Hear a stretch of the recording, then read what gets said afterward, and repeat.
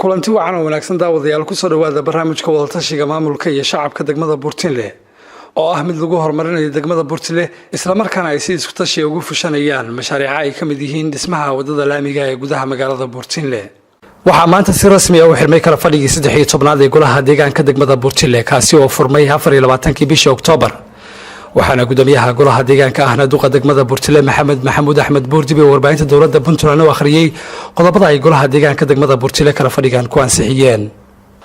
kala fadhigu wuxuu noo furmay 24 Oktoobar wuxuuna inoo xirmay maanta oo taariikhdu tahay 2 November. qodobo badan bay ka doodeen golaha deegaanka waxayna ka mid ahaa qodobada laga gungaaray sida soo socota qorqaadida amniga guud ahaan in amniga laga wada shaqeeyo bulshada la wacyi geliyo booliiska la shaqeeyo booliiskana ay gutaan waajibaadkooda dhamaystirka saldhigga iyo qalabayntiisa tabagelinta biyaha men fiican qaybo fiican degmada la geliyay in ay dhamaystiraan kambaniga biyaha meesha gacanta ku haya sidii xaafadaha fayska labaad loo gelin lahaa iyadana waxay ahayd qodobadii la ansixiyay sare u qaadida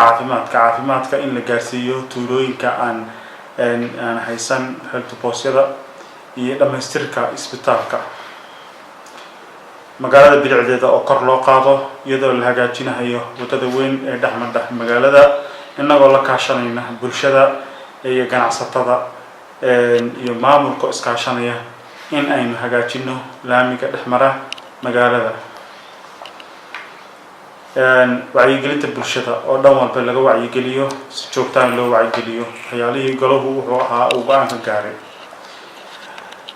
wadooyinkii xirnaa wadooyinka la furay oo dib loo ilaaliyo iyo kuwo hor leh kuwa ku habboon oo la banayn doono bulshadana waxaan ka codsanaynaa in arrintaas ay gacan ugu siiso go'aanada ay kala gaareen xeer u samaynta deegaanka waxaa loo sameeyay xeer meelo badan taabanaya dhirta muxuu ahaa cidii dhirshada cidii ugaarleysa cidii dhibaato u geysata xaalufka meelaha deegaaminta aan loogu talagelin oo iyadana golahu u gacan taagay in aan wax deegaan cusub aan laga samayn doonin waxaana laga soo saaray xeer ciqaab xarig iyo mid ganaax lacageed ah kicinta canshuuraha waa number 1 bay ahayd waxaana la go'aamiyay in tayeynta dowladda hoose kor loo qaado tababaro la siiyo isla markaasina ay gutaan waajibaadkooda bulshadana waxaan ka codsanaynaa in canshuurta si guud loo wada baxsho si aynu u gaarno horumarka aynu hiigsanayno xalweelida khilaafaadka dhulka soo noqonaya waxaa jira guddi khilaafaad waxay siiyaan warbixin waxay go'aamo lagu gaaray in aan guddiga xalinta khilaafaadka guddi aan ahayn aysan sharci u lahayn inay galaan waxaa jira dad caadisay oo banaanka ku gala waxaa jira inaan cid kale geli karin guddigan shaqadooda lagu awoodsiiyo cidii ka hor timaadana in sharciga la horgeeyo isla markaasna loo gacan taagay ansixinta miisaaniyadda 2018-2019 uu ku shaqeynayo maamulka degmada waxaa isla martii gunaanadkii qodobka u dambeeya uu ahaa kala bedelis lagu sameeyay xubnihii joogtada ahaa ee horey u jiray isla markaas inaanu 7 xubnood oo joogta oo kuwii hore iyo kuwa cusub inta isugu jira dib loogu dhiso golaha halkaasina ay codka xasaanada loo weydiiyay golaha si buuxdana lagu siiyay golahaasna waxaanu kula dardaaranay inay waajibaadkooda gutaan. waxaa soo gabagaboobay wejigii labaad ee mashruuca iftiiminta iyo sare u qaadida bilicda magaalada Buurtinle kaasoo wejigii labaad leerarka cadceedda ku shaqeeya lagu xiray guud ahaan laamiga dheer ee isku xira gudaha magaalada iyo wadooyinka 4 xaafadood ee magaalada Buurtinle. gudoomiyaha golaha deegaanka ahna duqa degmada Buurtinle maxamuud axmed buurdibi iyo qaar kamid ah golaha deegaanka degmada ayaa habeennimadii xalay ahayd kormeer ku sameeyay sida ay u shaqeynayaan leerarkan iyagoona sidoo kale booqday waqtina la qaatay ganacsatada iyo bulshada isticmaalaha wadooyinka leerarkan lagu xiray. waxaan caawa anoo ku hadlay magaca golaha deegaanka degmada Buurtinle kormeer ku tagnay degmada Buurtinle oo laga hirgeliyay mashruucii leerinta oo solar systemka fayskii labaad baa laga hirgeliyay aad iyo aad baan ugu hambalyeynaa qolihii ka qayb qaatay dhammaan oo ay ugu horeysaan dawladdii madaxweyne Cabdiweli Cali Gaas oo ka qayb qaatay runtii degmadana meel fiican soo gaarsiiyay. geesta kale qaar kamid ah waxgaradka ganacsatada iyo dhalinyarada magaalada Buurtinle ayaa TV-ga dowladda Puntland uga warbixiyay ahmiyadda uu leeyahay mashruucan iftiiminta magaalada Buurtinle iyagoona codsaday in loo soo kordhiyo. tuulo xaafadan aan deganahay tuulo ciise magaalada iyo inta u dhaxaysa xaafadda waxay ahayd meel aad ma garanaysaa mugdi u ah meel aan dumarku habeenkii marin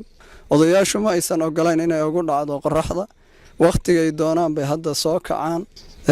waa lagu raystay aad iyo aad baa loogu raystay waxaan joogaa Carwo Tawfiiq waan ku faraxsanahay ilaahay inuu noo soo nimceeyay oo aan maanta dukaamaysanayna anagoo 4 saac soconayna waxaan ka codsanaynaa inay noo soo badiyaan oo ay noo kordhiyaan nimcada ilaahayna siiyo alxamdulillaah waxaan ku wada jirnay habeenkii laamiyada annaga oo isla tartamana dadka ku dhac jirnay shil ay gali jirnay aan la qabsan jiray maadaama hadda aan ku marano wadadii iftiin nooga dhigeen waa ku mahadcelinayaa hay'adda noogu xidhay gudoomiyaheena Burtine oo jirnay oo baaskiilada chance lagu kaxeeyay ma jirin laakiin hadda soolra lagu xidhay sida ay wada jeedaanba laakiin hadda waxaan ka gudoomiyaha Burtine ka codsanaa in naloo qabto tartan baaskiil xaafadda Tuula Iisaan kamid ahay leyrka naloo gashay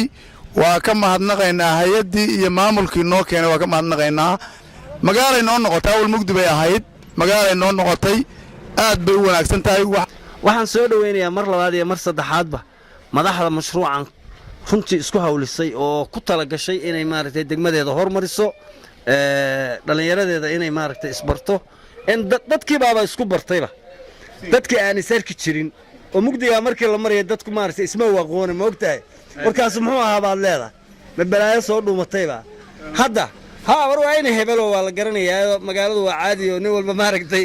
hebel baa la isleeyahay ma ogtahay kulankan oo maamulka shacabka gudiyada tuulooyinka iyo xaafadaha degmada Buurtile uga doodayeen sidii buugga horumarinta degmada EDF ka baahiyaha 5 sano ee ku diyaarsan looga dhex saari lahaa mashaariicaha fuli doona 2019 ayaa waxaa ka soo qayb galay wasaaradda arrimaha gudaha wasaaradda hawlaha guud iyo hay'adaha ku midoobay barnaamijka JPLG-ga waxaana loo gacan taagay mashaariic badan oo ay kamid yihiin dhismaha laamiga dheer ee dhexmara gudaha magaalada horumarinta biyaha iyo balaalinta isbitaalka degmada iyo mashaariic kale gudoomiyaha golaha deegaanka ahna duqa degmada Buurtile Maxamed Maxamuud Axmed Buurdibi ayaa shacabka iyo gudiyada uga mahadceliyay sida ay baahiyahooda u soo gudbiyeen shacabka reer Buurtile inay soo gudbistaan afkaartooda iyo waxqabadkooda qorshahooda masiiriga ah ee 2019 ee quseeya runtii waan ka mahadcelinaynaa in xaafad walba ay soo bandhigtay ama tuulo walba ee 20 tuulo ee ku midaysan barnaamijkan aad iyo aad baan idinka mahadcelinaynaa qorshihii waa la diyaariyay tuulo walba iyo xaafad walba baahiyihii siday ahaayeen baana loo kala hormariyay caafimaad iyo waxbarasho iyo biyo iyo wado guud ahaan inaynu isla qaadanay shalay haddana si guud ah loo ansixin doono wadada magaalada dhexmadha oo ah bilicdii magaalada ah isku xilkii guud ahaan gobolada Soomaaliya mashaariicaha 19 waxa weeye kuwa aynu u hayno fan iyo kuwa aan fan u hayno waxa fulinaya kuwa fanka u haya hadda dabcan faw oo kale wasaaradda deegaanka shayga weyn bay ka fulinaysaa sida ka warqabtaan oo dhaamam leh oo baraaga leh oo biixireenna leh UN-ku JPLG wadada baan lacagtoodii ku qorshaysanay waxay kale too UNICEF ay ka shaqeynaysaa balaarinta biyaha oo hadda sidaad u jeedaan xaafadihii la geliyay inay maartay waxyaalaha ka dhimanna ay naga kabaan taasna taqligeedii degmada shuruudii laga rabay lacagtii laga rabayna waa ku shubnay iyaguna waxa weeye dhamaystirkii baa laga rabaa dawladda dhexe laftigeeda waxa weeye lacag baan percentage baan ku leenahay iyadana in maartay la soo dhamaystiro way waxa kale oo jira degmada dawladda hoose in laftigeeda ay mashaariic fulinayso sida nadaafadda horumarinta amniga qorshayaal waxaa jira noo astaysan in ayadana marka laga qayb qaado dawladda hoose waxay ku fulinayso ma ahan wax cirka ka imaanaya waa wax canshuurta jeebkiina ku jidha laga rabo dadka waxaa la rabaa inay canshuurta bixiyaan fiiga yarka ay ku waajibay aynu ku horumarinayno deegaankeena waa inaynu la baxnaa haddayna annagu ka degmo ahaan ayna dhaqaalihi canshuurta inaan bixin waxyaalaha aanu ka degmo ka maamul ahaan aan qorshaynay ma ahan kuwa fulaya maxamed gooja cadde agaasimaha waaxda dowladaha hoose iyo horumarinta reemiga ee wasaaradda arrimaha gudaha dowladda Puntland ayaa shacabka ka hor akhriyay sida ay baahiyahooda u kala hormariyeen si ay u gacan taagaan isla markaasina u ansixiyaan 2019 baahiyaha halkan maanta ku ansixinaysaan waxa kamid ah اسمها مشروع SDM اللي يراده أو JBLG أما دنك بيها أو يونيسيف أي هرجلينيسو سيقولنا JBLG وترسن وباهيدا كواد لابو وضلا مين روكا أما وضلا إحنا بدنا بورتيلا أيضا والدين جليي وباهيدا مثلا لو كنا سعادة تمام كلام اللي هرجليو أو JBLG بفنكيس اللي جسوية يوحي لهم contribution أو قدر ستان صدق واحد كل شيء ده وضيعتك يفيدنتا إسبيتالك دقمة بورتيلا أيضا أي كسوية شيء أي سد سيدا أو ناشئ المام كدقمة لسيد شن دام construction of dams أو شن حبة دامم كملها بيقبض كأه وهير جلينيان وسعر الدجاج كمشروع عوين وأكتين أو شيء أي سد وسعر الدجاج فستة فلانيان وحكلا أو كم إذا باهيها سنة كان دقمة قرشة ستي يبرشدو اسمها سكول laga dhisay IDB-yada oo runtii noo sheegay marka aan fiirinay degmada iyo shalay community-ga hadlayayba in aysan lahayn wax iskuul ah oo meesha ay ku yaalaan iyo dhanka caafimaadka laakiin iskuul baa loogu daray baahida taas oo UNICEF ayadana ay hirgelin doonto sidoo kale dayactir 25 barkadood sida ay noo sheegeen mataan maamulka degmada ama dawladda hoose taasna GIZ ayadana mashruuca uu la socdo waxaa ka mid ah baahida iyaduna 15 waxaan loo yaqaan boholahan deegaanka awdida boholaha carra guurka keena ayagana 15 xabo baa la sameyn doonaa wasaaradda deegaanka iyo GIZ baa iyadana mashruucaas iska kaashanaysa oo hirgelinaysa waxaa kaloo ka mid ah baahiyaha 19ka ballaarinta MCH-ka Shaafici ee ku yaala degmada Buurtile waxaa kaloo ka mid ah kulmiye MCH ayadana in lagu daray baahiyaha sanadkan laga qabanayo dhismaha suuqa weyn ama communities market waxa la yiraahdo oo degmada Buurtile laga hirgelinayo waxaa ka mid ah baahiyaha meel qashinka sida noo sheegeen laba meelood oo qashinka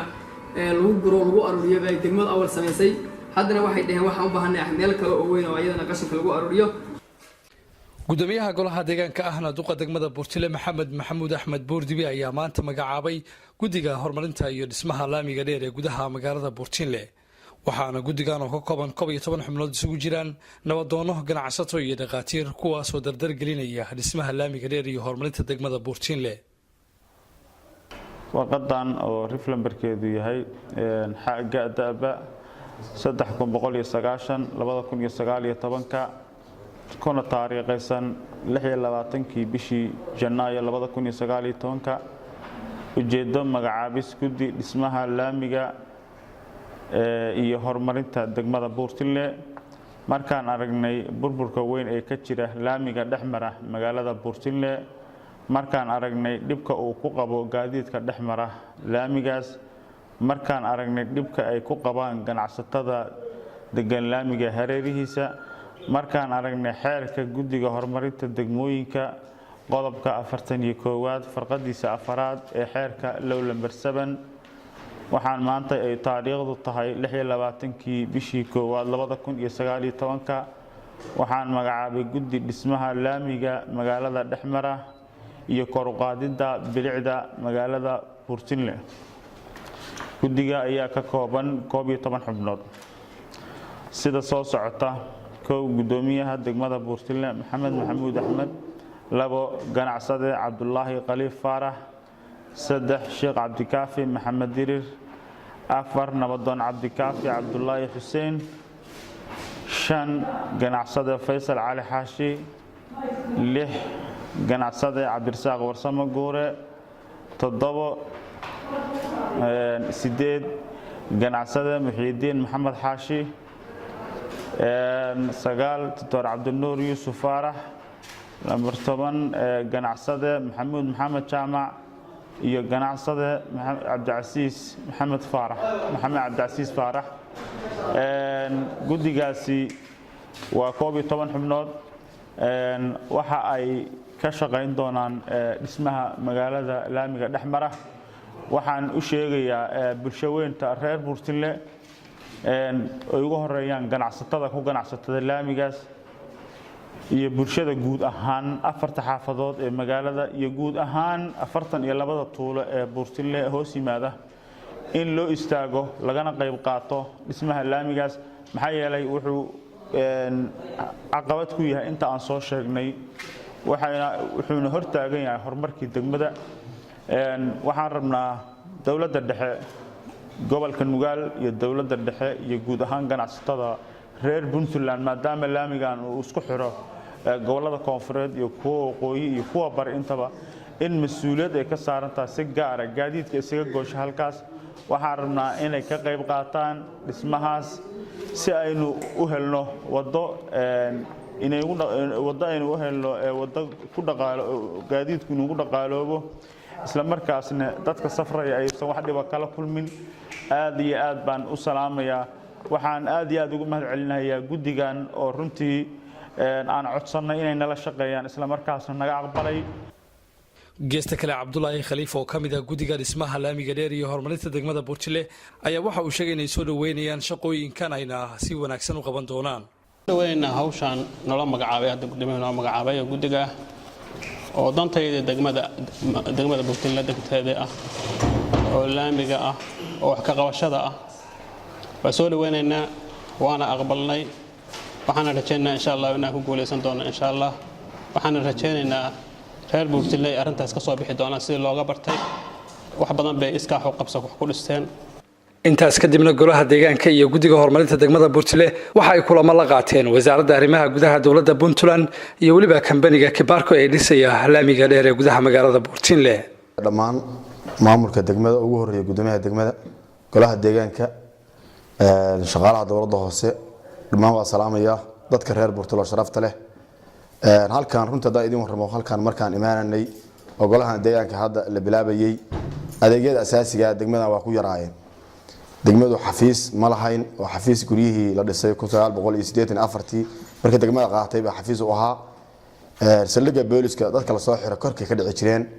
iyo tuugadii iyo dadkii dambiyaasha culus galay ay bixi jireen magaaladu solar ma lahayn shirkadda waxa ka jira bareefada oo leerarka publica aan ogolayn baa ka jidhay waxa ilaahay mahadis inta aan joognay nasiibkayaga iyo dadaal aan sameynay inta aan joognay waxaan noo hirgalay in la helo leerar cadaalada ku shaqeeya naga u mahadcelin intii ka qayb qaadatay oo ugu horeeyay madaxweynaha xilka ka degay magaaladu ma lahayn biyo oo markii abaartu ay 2 bilood maraso baraaguhuna waa qaali u jeemay dadkuna wuxuu ka tadhan jiray xarfo iyo meesha la birta dheer hadda waxa ilaahay mahadis guri kasta maanta biyihiiba ugu jira solarka iyo markaan ka sheekano habeenkii magaaleynta dukaamada 5 saac 6 saac baa la xiraa waxa la sameeyaa dadku waxay u bixiyeen magacyo badan waa is aragnaa waa kamid ah mashruucaas balaaran oo biyaha leh oo leh dhismayaasha casriga ah xafiisyada saldhigga iyo booliska leh oo leh jidadka leh oo jidadkii wadooyinka magaalada ma lahayn wadooyin saddex wadaba magaalada dhexdeeda mari jiray maantana yeesir isnaan laakiin ilaa 8 wado oo waaweyn magaalada bartankeeda madha oo dukaamo iyo suuqyo leh dadka reer Buurtile waxaan ugu baaqnaa in la shaqeeyo in horumarka laga shaqeeyo dadku waa wada mas'uuliin qof kasta xil baa saaran naftiisa iyo deegaankiisa iyo deriskiisa iyo magaalada ka saaran waxa leena dadka shaqeeya horumarka ka shaqeeya hadina idinku nala shaqeeyna ma shaqeyn karno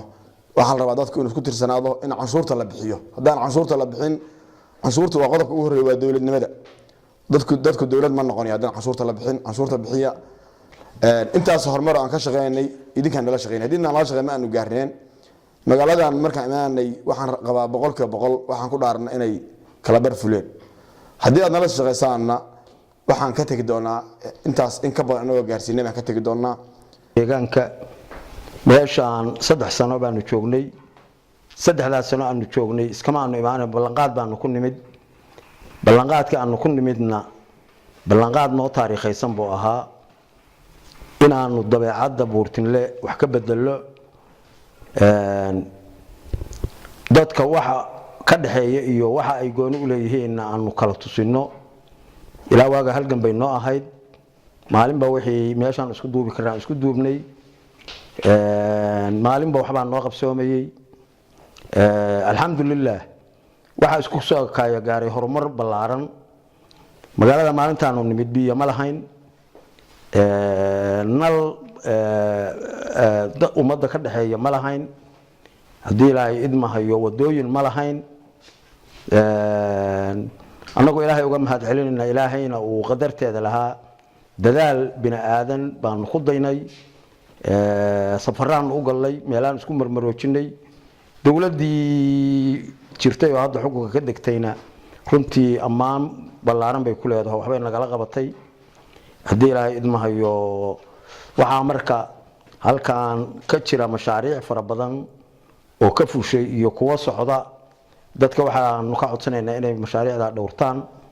waxaanu leenahay cid gooni u leh meelaha waa wax idinka dhexeeya miisaal haddaan ka soo qaadno biyaha maanta dadkan waa dad iska reer miyi u badan biyaha qof kasta gurigiisa ugu tageen qabiil ma leh qoomiyad ma leh hebel ma leh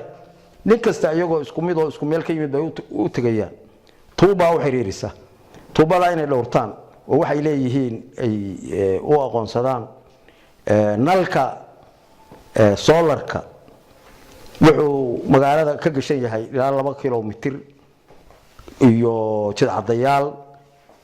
waxay bedeshay wixii ayaantii hore looga noolaa oo wada mugdiga ahayd hadda waxaa la yahay barnaamij waxay dadku u baxsheen waa ku arkaayo way saragnaa hadii ilaahay idmahayo marka waxaa la leeyahay dad iyo wixii cishada intoo kale oo ballan qaadana waanu haysanaa haddii ummaddu waxeeda cishatan waa loo soo kordhinayaa annana niyad baan galayso oo haddii dadku waxooda dhowrtaan annana waa dadaalaynaa maamulka iyo guddiga horumarinta degmada Buurtile ayaa bulshada reer Buurtile u qabtay munaasabad ballaaran oo looga tashanayo sidii loo horumarin lahaa degmada Buurtile isla markaana ay shacabku doorkooda isku tashi uga qaadan lahaayeen dhismaha laamiga gudaha magaalada Buurtile iyo mashruuca JBLG-ga waxaana munaasabada ka soo qayb galay isimo nabadoonaha ganacsato culimaawidiin iyo bulshada qaybaheeda ugu horeynaya gudoomiyaha guddiga horumarinta degmada Buurtile Cabdullaahi Khaliif iyo gudoomiyaha golaha deegaanka ahna duqa degmada Buurtile Maxamed Maxamuud Axmed Buurdibi waxa ay shacabka uga warbixiyeen ujeedka xafladda iyo dhismaha laamiga gudaha magaalada Buurtile marka ugu horeysa wadada magaalada dhexmarda Buurtile oo ummadda oo dhan noolaha dhan oo maraho deegaanka degan ilaa Soomaaliya dhamaantood ay wada maraan foolxumadeeduna inaga ay nagu taalo oo aan gaaranahay inaynu wanaajino oo wada hagaajino oo aynu isugu tagno intii aynu ku qaban karno aynu wanaajino hadafka koowaad oo guddigan loo magacaabay hadda oo ballan qaaday aqbalayna inuu arinta qaato isagoo isku haleynaya bulshaweynta reer Buurtile oo looga bartay waxqabadka iyo isku dayga waxa wanaagsan ay sameeyaan hadafka koowaad oo hadda taagan oo la rajaynayo inuu suura galo hadii Ilaahay idmo midka weeyo oo guddigu leeyahay sidaad ka warqabtaan mashaariic badan baa degmada ka socota oo ka mid yahay xaruntii saldhigga booliiska oo meel gabagaba marayso insha Allah bishan dabayaaqadeedana la xariga laga jiri doono sidoo kale xaruntii dawladda hoose ku shaqayn lahayd waxa kale oo jira aad ka wada warqabtaan biyo-gelintii magaalada meel fiican oo gabagaba maraysa arintii wasaaradda deegaanka mashaariic badan oo hadda 7 xurfadood baa socda oo gabagaba barnaamijka JBLG-ga oo meel fiican oo gabagaba maraya wasaaradda hawlaha guud way noo timid waxay qiimaysay laamiga Buurtile oo aan dooranay qoonda aanu ka helnay mashruuca JBLG barnaamijka gaar ahaan LDF-ka la yiraahdo Local Development Fund oo runtii lacag $59,000 aan ku helnay golaha deegaanka kalfadhigiisa u dambeeyay wuxuu qorsheeyay wadada Buurtile wax laga qabto inaynu qaab isku tashi aynu ugu dhisno wadadaas sidoo kale qaar kamid ah nabadoonada waxgaradka iyo ganacsatada degmada Buurtile ayaa waxa ay sheegeen inay door weyn ka qaadanayaan isla markaana ay soo dhaweynayaan mashruuca dhismaha laamiga degmada Buurtile shacab ahaan waxaan leenahay horta Ilaahay aad ka ajar siiyo inta ka soo qaalisay xafladan iyo inta ay soo qabteen ay noo sheegeen daantan gudoomiyaha ku hormaro gudoomiyuhu wuxuu yiri guddigaas aan soo dhisay taladiina maanta ay soo bandhigay waxqabadkii degmada iyo meesha uu marayo iyo horumarka ay soo mareen iyo wax hiigsanayaan waa inoo sheegay waxaan leenahay gudoomiye adiga golahaagaba ilaahay aad ka ajirsiyo inta soo qabateen annaguna waa idin garab taaganahay waan idinka mahadcelinaynaa Allah idin ku guuleeyo waa intaas ogala sii dhawaataan baan leenahay kelmadda aan leeyahay wali ima soo marin kambani Soomaali ah oo reer Puntland ah oo reer Mudug ah oo buurtile deegaankiisu yahay baa dhisaya oo la soo ogaaday iska dheh aan la oran waa guul Puntland guul Soomaali soo hoyatay guddigana waa soo dhaweynayaa bini'aadankuna ballanqaadka uu ballan qaado inuu fuliyaa la iska rabaa guddiga horumarinta degmada Buurtinle ilaahay ajir iyo xasanaad idinka sii hawsha aad haysaan waana idinku taageeraynaa waana idinku garab taagannahay waana idinla dardaarmi doonaa haddii rabbi idmo waxaan leeyahay anigu ka shakhsi ahaan waxaan rabaa guddigu inay igu qoraan qofka ugu horeeya oo contributionka ka qayb qaadanaya haddaan cid iga horreysi jirin sumcadda magaalada bilicda magaalada dhaqaalaha waxoo dhani waxay ku xiran yihiin waxa weeye waa laamigaas sidii aynu wax uga qabanno weeye degmo weliba hawsheeda waa inay dar yeeshaaye dadkeeda oo israaca ku filan maalin duurkiiye waa gobol daaweeye buurtiin loo wada ducaysta waxaan leeyahay anigu waxaan u arkaa arrintan guul waa arrin guula anoo ku hadlaya magaca shirkadaha dhan nooca yihiinba ugu dambeyntiina suldaan maxamed axmed buurtile iyo ugaas cumar geelle maxamed kaneex ayaa ka duceeyey munaasabadda waxayna fariin u direen guud ahaan qurba joogta reer Puntland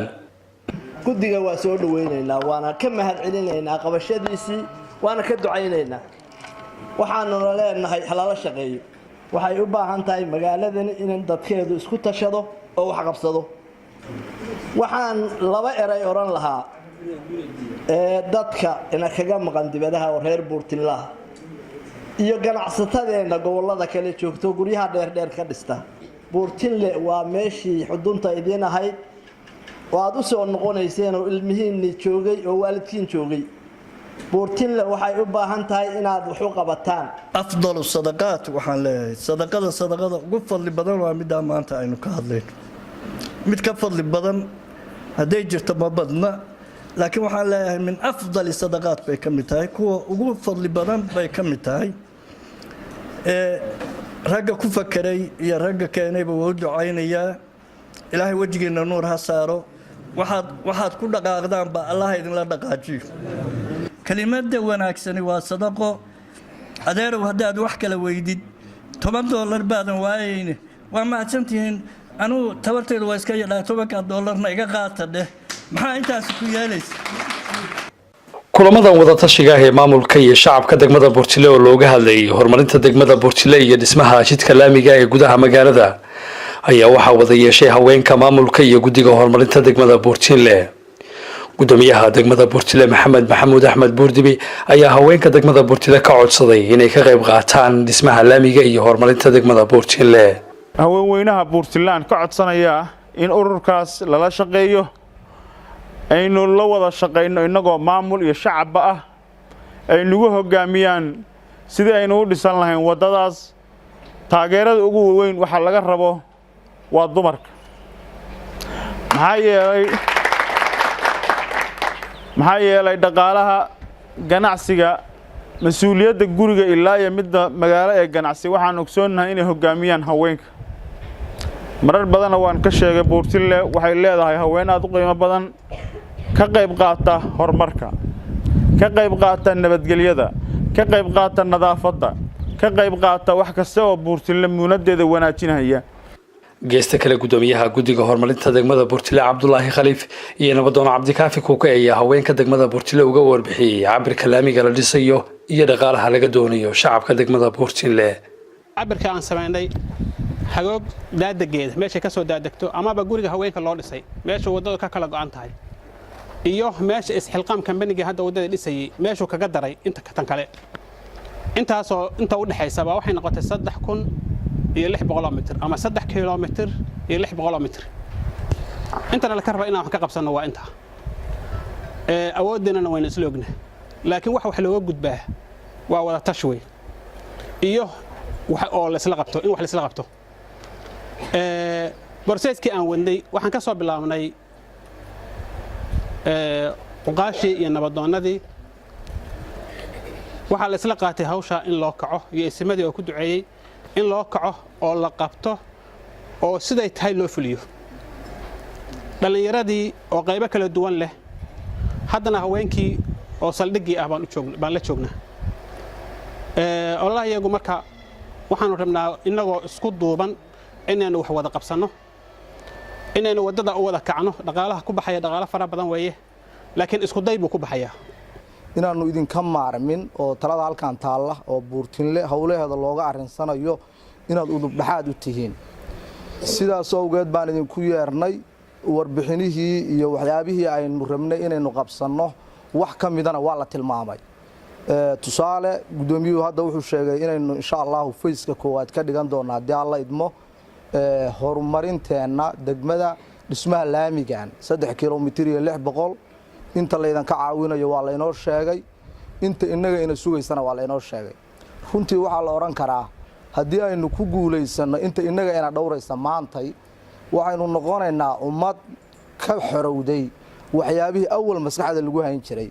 ugu dambeyntiina qaybaha kala duwan ee haweenka degmada Buurtile ayaa waxa ay soo dhaweeyeen dhismaha wadada laamiga ah ee Buurtile iyagoona sheegay inay qaybtooda ka qaadanayaan isla markaana fariin u diray qurba joogta reer Puntland waxa weeye marka fikirkan hadda ah oo laamiga ah waan soo dhaweynayaa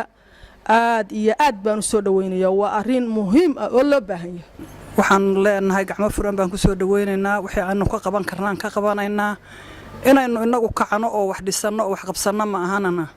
cid inaga waxay noo qabanayso hadda waxaynu ku maqan ma jidho waxa weeye hantideena iyo xooggeena iyo maskaxdeena qof walba qolo walba saasay wax ku dhisataa maalin walba mashaariic baa la xarag jaraya qof walbana iyo magaalo walbana waa isku tashigaas innaguna ka mid baynu nahay umana liidano uma dad yarin uma xoolo yarin waxaynu la mid nahay macnihii ummadda wax qabsanaysa waa arrin inoo muhiima oo jidkaas oo faa'iido u leh bulshaweynta reer Buurtile iyo bulshaweynta Soomaaliyeedba waan soo dhaweynaynaa dhammaan haddaanu nahay ummadda reer Buurtile haddaanu nahay dumarka Buurtile waa soo dhaweynaynaa jidkaas waxa weeye dhabarta koobaad oo run ahaantii aanu ku noolahay weeye wixii wax qabadana diyaar baan u nahay Buurtile guul baan leeyahay Buurtile guul ha u soo hoyato farxad ha u soo hoyato nabad ha u soo hoyato ilaahay waxaan ka baryaynaa si fudud ilaahay inuu noogu fududeeyo xaaladaas iyo xaalado kale oo qayb badan oo ka sii dambeeya waan ku faraxsanahay waan soo dhaweynaynaa waan u istaagaynaa shir saxaafadeedkan ay wada qabteen gudoomiyaha golaha deegaanka ahna duqa degmada Buurtile Maxamed Maxamuud Axmed Buurdibi iyo qaar ka mid ah golaha ayaa waxa ay fariin ugu direen shacabka ku ganacsada gudaha laamiga magaalada Buurtile oo uu dhismihiisu bilaabmi doono waxayna ugu baaqeen in laamiga ka qaadaan wax walba oo hareerihiisa ama goobaha laga shaqeynayo ku dhow sida baalayaasha korontada geerishliyaasha iyo baabuurta duqoobay waxaan fariin u dirayaa ganacsatada laamiga ku ganacsata maadaama aanu rabno laamigii dhismihiisa inaan bilowno dadka ku soo dhawaaday oo ganacsatada ah laamiga meelaha laga shaqeynayo iyo baalay shirkadda Nebco oo halkaasi baalayaal badan uga taagan yihiin iyo shirkadda Somtel sidoo kale waxaan fariin u diraynaa geershileyda laamiga ku soo jeeda oo halkaasi gawaari furfuran iyo kuwa duuga ama xumaaday ay hor yaalaan laamiga hareerihiisa inay ka qaadaan muddada haysaana ay tahay muddo 48 saac oo maanta ay ka bilaabanayso iyo biri mar labaad waxaan u sheegayaa in bulshaweynta reer Buurtile ay ka qayb qaataan dhismaha laamiga qodobka ugu horeeya oo maanta ka hadlayna qayb qaadashada waxa weeye in ay baneeyaan laamiga oo u fududeeyaan kambaniga ka shaqeynaya iyo guddiga horumarinta degmada shaqada ay ka wadaan halkaas waxaa la rabaa inaynu ka wada shaqeyno aad iyo aad baan ugu mahadcelinayaa bulshaweynta sida ay u soo dhaweeyeen waxaynu rabnaa ficil inaynu u gudubno marka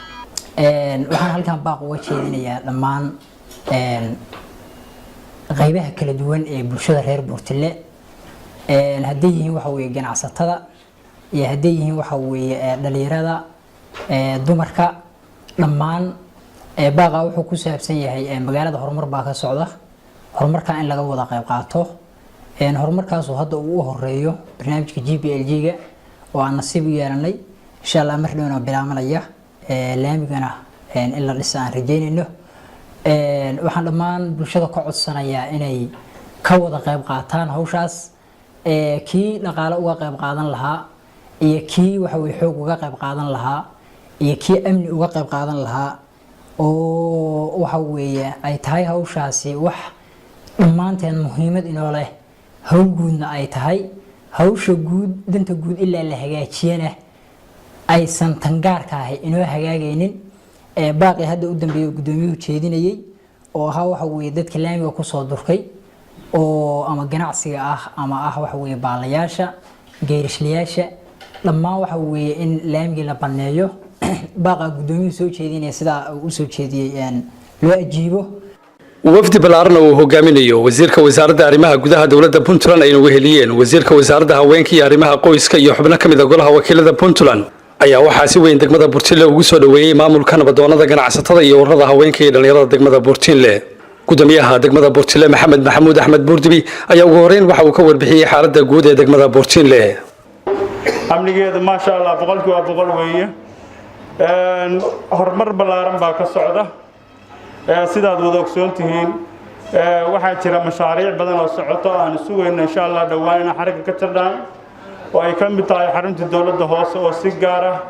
farxad weyn bay noo tahay wasiirka arrimaha gudaha oo runtii si gaar ah oo shaqayn nooga dhaxaysa inuu maanta nagu soo booqday degmada insha Allah mashaariicdaasi inaad xarig ka tiri doontaan baan insha Allah filaynaa aad bay idiin soo dhaweynayaan magacaawistiinii iyo dhismihii dawladda labada goloba dadweynaha reer Buurtile dabaaldegyo badan bay dhigeen way ku faraxsan yihiin wayna soo dhaweynayaan dhinaca kale guddiga horumarinta nabadoonada iyo ganacsatada degmada Buurtile ayaa waxa ay soo dhaweynta wafdiga kadib u sheegeen isku tashiga ka socda degmada Buurtile anagu waxaan qorshahay ugu weyn u yahay in waxaan rabnaa aan degmada Buurtile magaalada laamiga dhex mara oo baad hadda dadka reer Buurtile isku taagan inay wax ka qabsadaan idinka lafteena waxayna ka sugayaan inaad wax la qabataan oo hawshaas sidii dadaalkeeda aad uga qayb gali karaan mid anigoo aan u tilmaami karin dhammaantood maanta hawl baa idiin taalla idinkuna waa ogtiin annaguna waa ognahay waa idin sugaynay aad iyo aad baan ugu mahadcelinaynaa socdaalkooda ayna soo mareen iyagoo u socda inay gutaan waajibaadkoodii shaqo ee loo idmaday waxaan leenahay ilaahay garabkiina ha galo shaqada aad haysaan oo laydii idmadana Allah idinku guuleeyo Allah idinku asturo degmo maamulkeedu dhisan yahay oo degmo islaameed ah oo shaqaynaysa oo la hordhooban yahay xafiiska degmada oo konsolkeedu uu waxaynayo oo gudoomiyuhu gaar u yahay oo taliye booliisku uu wax wado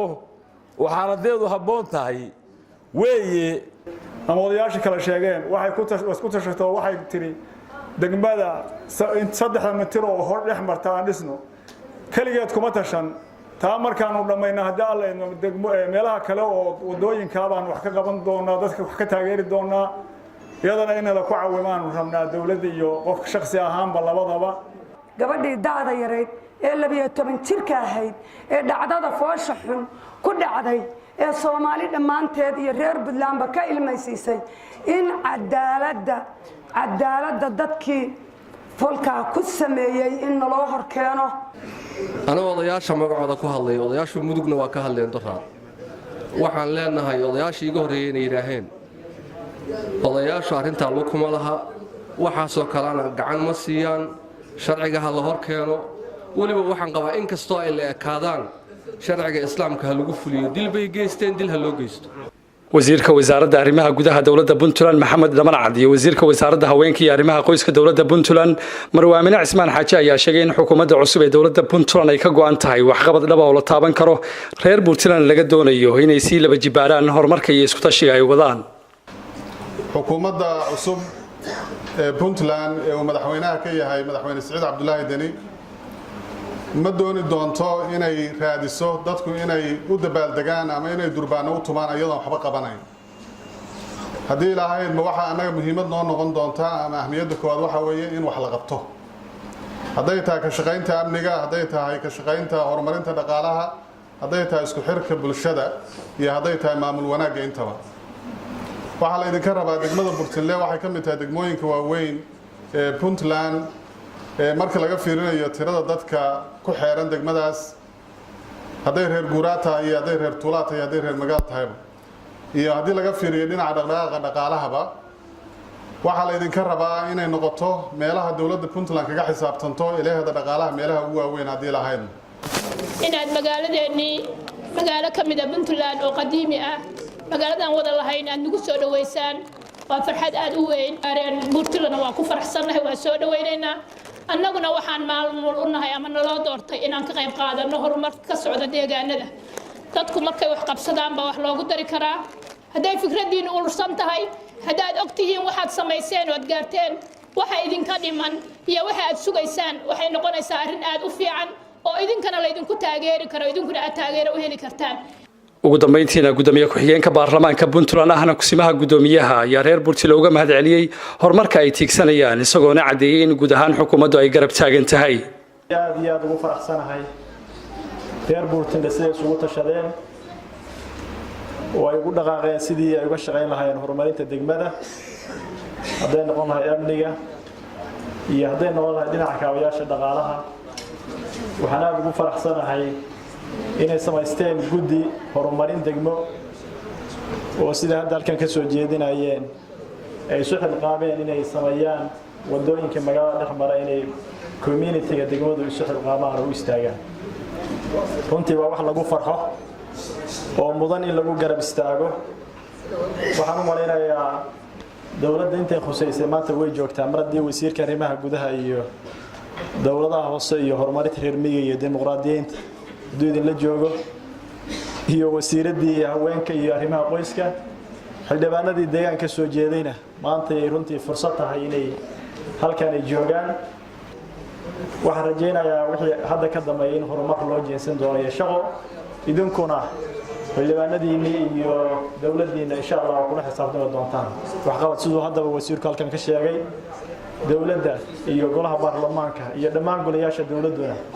waxaan rajaynayaa insha allah inay diyaar u yihiin mas'uuliyadda guud ee saaran inay ka soo baxaan wasiirka wasaaradda arrimaha gudaha dowladda Puntland ayaa maanta si rasmi ah u dhagax dhigay dhismaha jidka laamiga ee gudaha magaalada Burtinle waxaana laamigan uu dhisayo kambaniga Kibaarko isla markaana lagu dhisay hab isku tashiya hal ku dhig looga dhigay tayeyn iyo tiigsi gudoomiyaha guddiga horumarinta degmada Burtinle Cabdullaahi Khaliif ayaa ugu horeyn ka warbixiyay cabirka dhismaha laamigan laga dhisayo gudaha magaalada Burtinle Burtinle magaalada Burtinle dhexdeeda oo ka koobnay 3 kiiloomitir iyo 600 mitir oo 500 oo kamid ah JLBshoodu insha Allah noo ballan qaaday inay hawsha fuliso inta kalena ay lagu sameeyay 3,100 kale isku tashi bulsho madaxda nagala soo qayb gashay aad baan ugu mahadcelinaynaa wasiirka u horeeyo hogaaminayo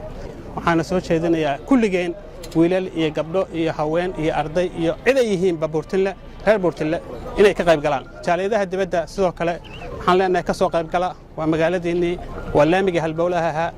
ummadda Soomaaliyeed iyo bini'aadamka iyo sakuneeflaha dhammaan wadada mara waxtarna ay u tahay agaasimaha kambaniga Kibaarko oo ah kambaniga dhisaya laamiga magaalada Burtinle ayaa sheegay inay dhisayaan dhismo dhaxalgal ah isla markaana ay qaybtooda isku tashi ka qaadanayaan waxaanu rabnaa haddii ilaahay idmo inaanu dhisno wadada halbowlaha ee magaalada Burtinle oo kambanigu ag degan yahay qaybtayadana aan ka qaadano sideedaba shirkaddan Kibaarko waxay u diyaarsan tahay inay ka geysato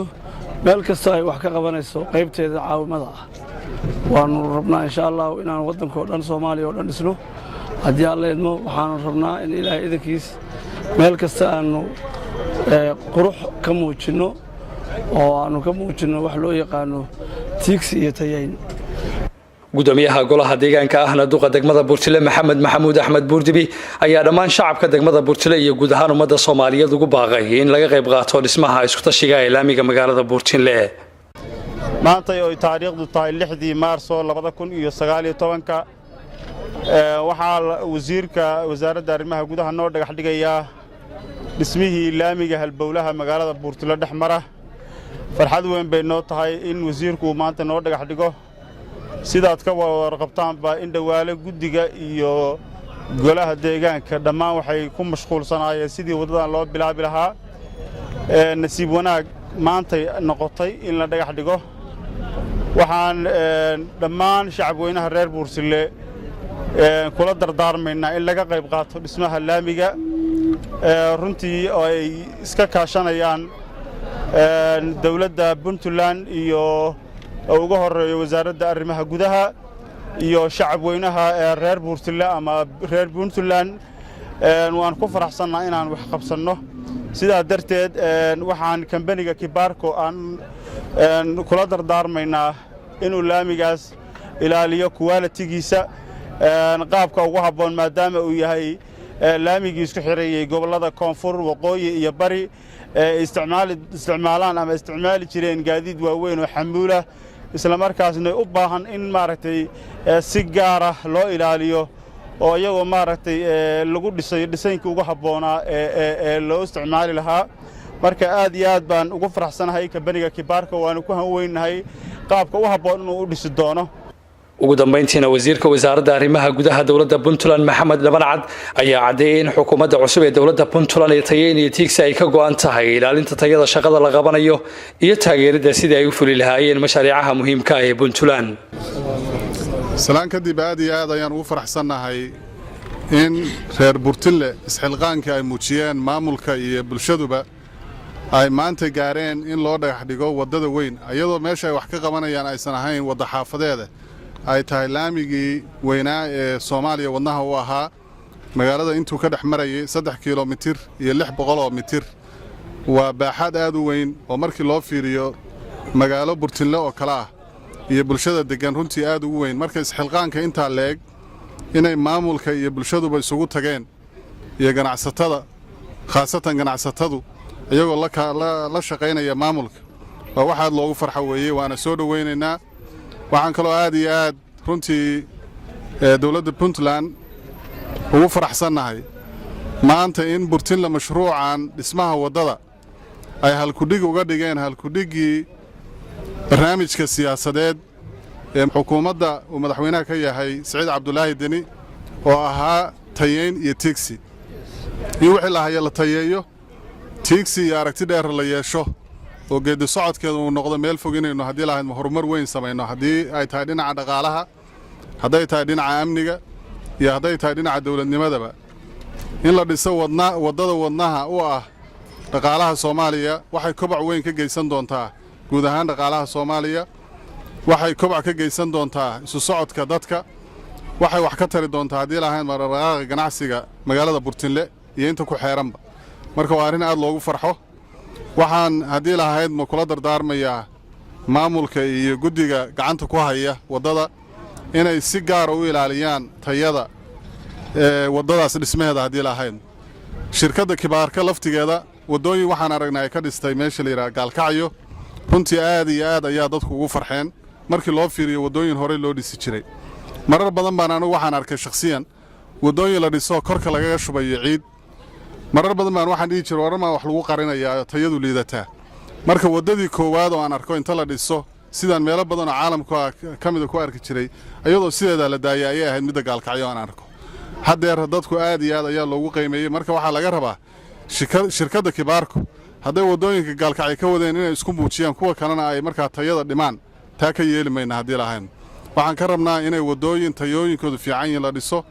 xukuumadda uu madaxweynaha ka yahay Saciid Cabdulaahi Deni haddii lahayn ma waxa naga go'an inaan ilaalino shaqada la qabanayo tayadeeda wax kasta oo la qabanayo hadday tahay mid dawladdu qabanayso iyo hadday tahay mid shacabku qabanayaba in la ilaaliyo tayada sababtoo dadkeenu wax u qabanaynaa oo mas'uuliyadna ka saaran tahay qof kastana waxa la rabaa meesha uu joogo mas'uuliyadeeda inuu ilaaliyo waxa uu qabanayo sifo sharciyana ku qabto tayadana ilaaliyo haddii lahayn aad iyo aad ayaan u bogaadinaynaa arrintan haddii lahayn ma dawladda Puntlandna waa idin garab taaganta ama ha noqoto maamulka degmada kan gobolka wasaaradda arrimaha gudaha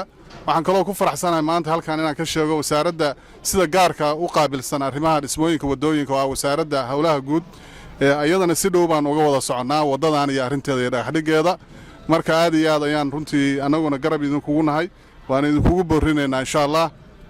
ganacsatada iyo bulshaweynta kaleba oo reer Puntland iyo kuwa Soomaaliyeedna ayagana waxaanu ku boorinaynaa inay garab istaagaan dhismaha wadadaas oo qayb weyn ka qaataan haddii lahaydmo sida lagu dhammaystiri lahaa aad iyo aad ayaa u mahadsantihiin ugu dambeyntiina wasiirka wasaaradda arrimaha gudaha federaalka iyo dimuqraadiyiinta dowladda Puntland Professor Maxamed Dhabalcad ayaa waxa uu kulamo la qaatay maamulka iyo shacabka degmada Buurtinle kulankaas oo looga arrinsanayay iskaashiga iyo weliba sidii loo xoojin lahaa isku tashiga ka socda degmada Buurtinle